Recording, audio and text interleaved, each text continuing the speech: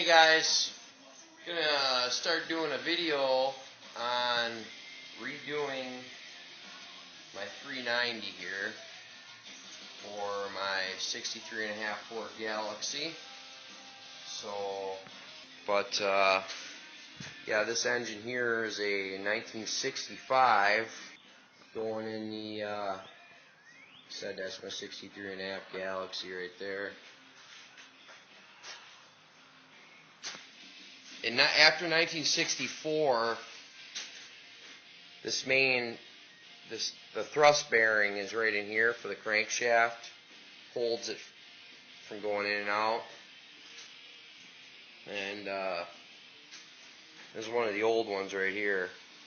And this surface right here,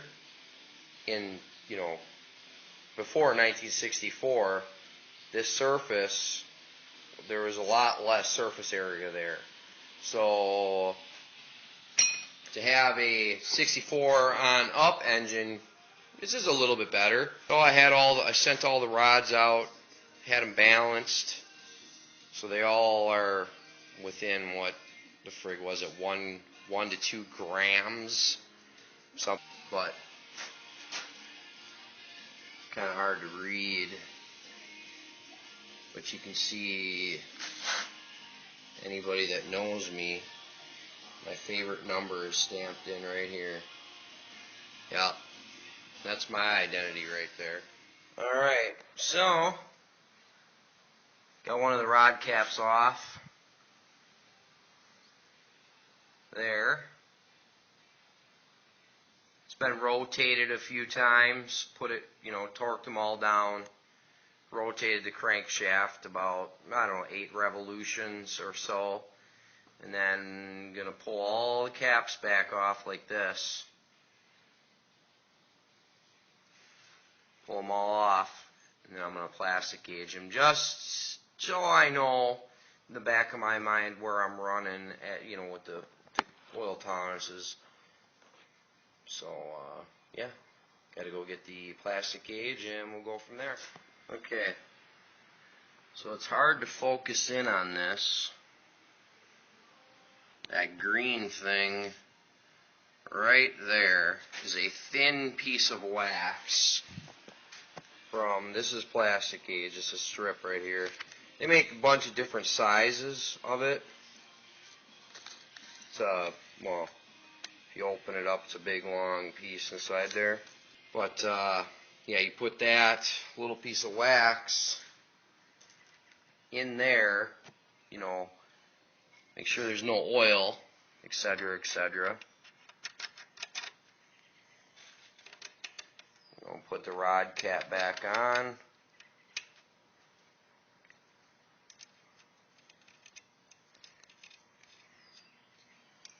The nuts back on.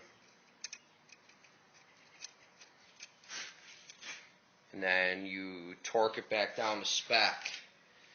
But what I like to do, some guys will do this, some won't. I don't want to be fanatics, but you look up your rod, the side bearing clearance, whatever. But basically, you put this feeler gauge in there. These are all different thicknesses. So when you torque this down and it tries to twist, it doesn't crush or roll over the edges on the bearing itself. Right now I got this, you saw how difficult it was. That's a 25 thousandths feeler gauge right here. You don't want her too tight on high RPM engines. You want some oil flinging out of there. So, got my 3/8 click style snap-on flex head torque wrench here. Got her set to 45 foot-pounds.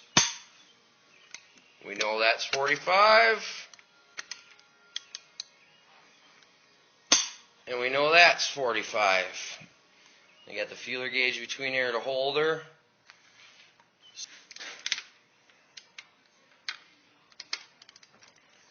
So you can see that feeler gauge between there I don't know, I say it's a must. Just, I don't know, safety precaution. So now that stuff's going to spin off.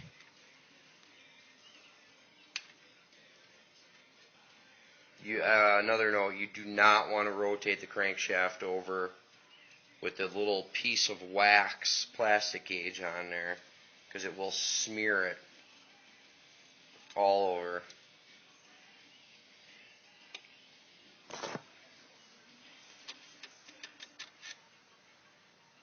Okay, you see that little strand of wax, you can see that piece of wax right there. So, you take that piece, I got this other one, this other one's all grimied up, and pretty much line up, you know, each one of them blocks is a different measurement.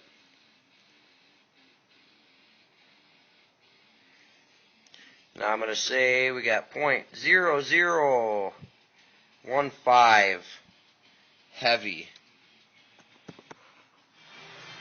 Okay, so back at her, done. Put a little blob of yellow paint marker. I'm getting kind of, what's the word, elder. So those are just verification marks.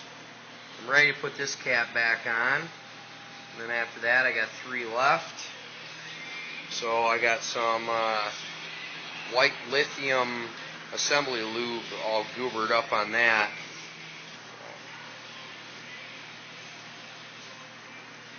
Got them fingers snug there. And when I said before this is a 25 thousandths, I really jamming down on that. So I'm just going to go with 2 steps. This dial spins.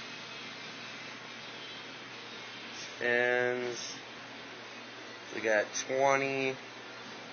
Go 30 on my first round.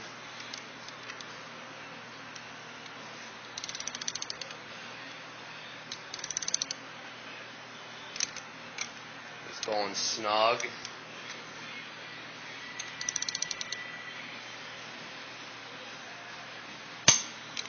£30 foot-pounds.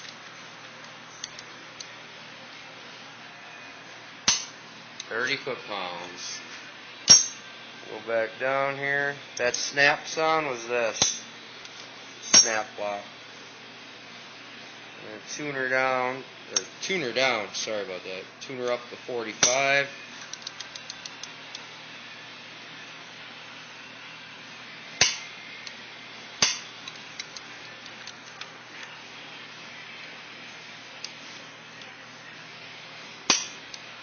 Nothing wrong with double checking, triple checking, quadruple checking. So, that one there, getting ahead of myself there, pulling that out, I got to loosen the other one up. But then we are going to mark this one. Done. So far, on all of these, clearance has been exact. So, and it's all within spec. So, excellent machining on this. Excellent. So, I will get to loosening that one.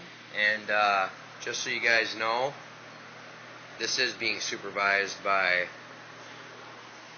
the PBR, of course. One of my Ford motors not assembled with some PBR. Oh, come on. So anyways, you can go to the book. And this is just standard. Your standard, it's a Ford truck book. Specs are all the same, always been throughout the years on a standard engine, but service limit's .0025. So like I said before, we don't want them tight.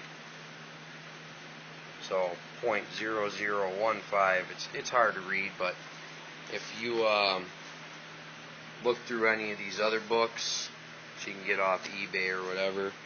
You'll see on the high performance, high revving engines, they run them a little looser.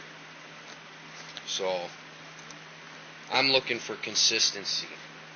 Consistency. So I'm going to get this stuff cleaned off, rub it out, get the wax rubbed off there. And I didn't mention before, you could rotate the engine and take a reading from the other side. But I know, you know, I sent this crank out to have it machined. It's been turned. So it's not like if I was using, you know, putting new bearings on a used engine, that I thought there was some egg shape out of roundness, blah blah blah, to the crank, I would check this in different spots, check the outer roundness of it. Which you could take a, you know, micrometer and check the crank all around, save your time, because this plastic gauge method, a real machinist does not use this kind of thing. But I'm covering all angles.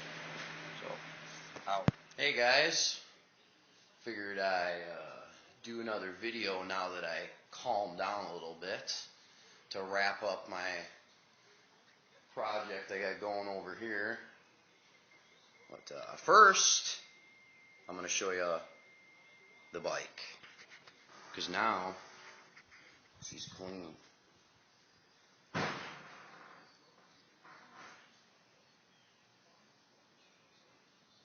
Yeah. Put about 280 miles on her yesterday. Went and checked out Lambeau Field. That was fun. The lady and I. So anyways, let's get over here to this engine. So, as you know, I torqued these, plastic gauged them, everything was going good. And right here, this rod bolt, I want to do a final torque on it, which is, you know, spec is 40 to 45 foot-pounds. And this bolt here, I pulled out of another rod. I used another rod. And then this is the bolt I took out of there. But check this out. You stand these bolts up, bottom head to head. Yeah. And that one on the right is stretched that much longer right here. See the air gap, the difference? Up here, none.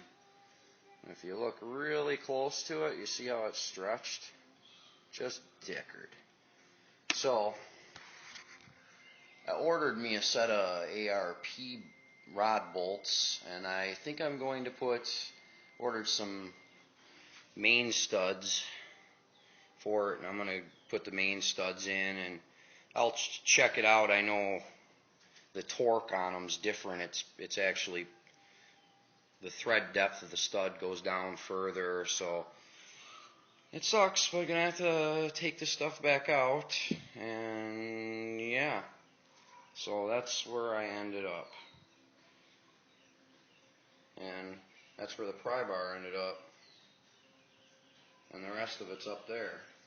But not like I have any temper tantrum problems or anything like that. You know, that is the end of that. Thanks for watching my video, and when the bolts come, which is another thing, I ordered them from Jegs, spent $25 2 days to get it in 2 days, didn't come. So now we're on the 4th day. So I'm not very happy about that. Don't know who to email to complain or try to get money back.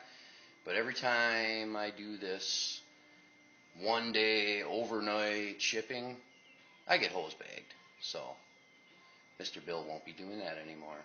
But anyways, thanks for watching. Ciao.